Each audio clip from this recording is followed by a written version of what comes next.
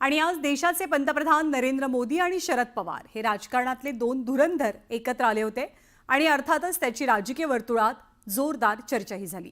दिल्लीतल्या मराठी साहित्य संमेलनाच्या उद्घाटन प्रसंगी या दोघांमधल्या केमिस्ट्रीची जोरदार चर्चा रंगली। पंतप्रधान मोदींच्या हस्ते साहित्य संमेलनाच्या कार्यक्रमाचं दीपप्रज्वलन केलं जाणार होतं। यावेळेला मोदींनी शरद पवारांना आवर्जून पुढे बोलावलं, त्यांचा हात धरला आणि मग दीपप्रज्वलन केलं। त्यानंतर दोनही नेते व्यासपीठावर अगदी शेजारी शेजारी बसले। दोघांमध्ये चर्चाही रंगल्याचं दृश्य महाराष्ट्रानं पाहिलं। तर शरद पवारांचं भाषण संपल्यावर ते पुन्हा आपल्या जागी बसण्यासाठी परत आले।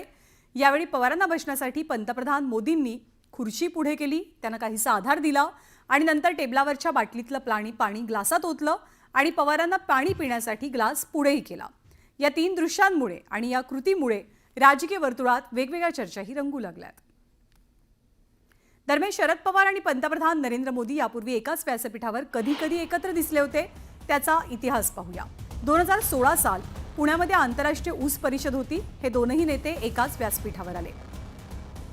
1 ऑगस्ट 2024 ला गेल्याच वर्षी लोकमान्य टिळक राष्ट्रीय पुरस्काराच्या निमित्तानं या दोन नेत्यांनी एकाच व्यासपीठावर हजेरी लावलेली।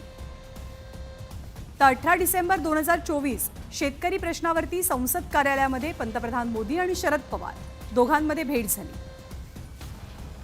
तर आज अखिल भारतीय मराठी साहित्य संमेलनाच्या व्यासपीठावरती सुद्धा पंतप्रधान मोदी आणि राष्ट्रवादीचे सर्वेसर्वा शरद पवार एकत्र पाहायला मिळाले।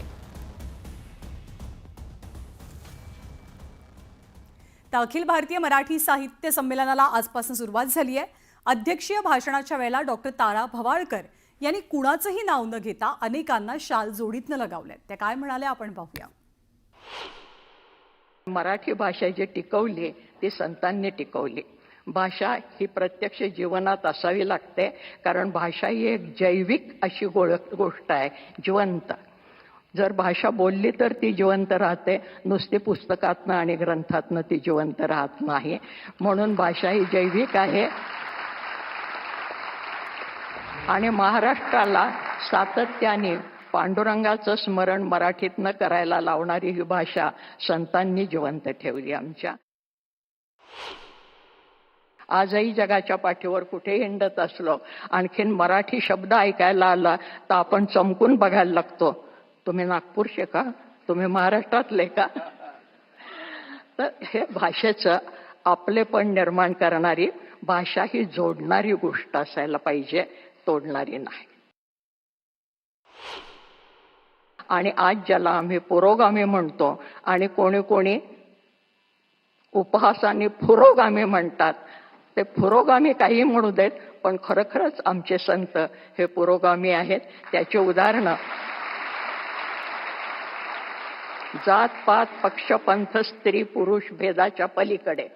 त्यामुळे स्त्री अध्यक्ष झाली हा महत्त्वाचा मुद्दा नाही, गुणवत्ता हा महत्त्वाचा मुद्दा आहे।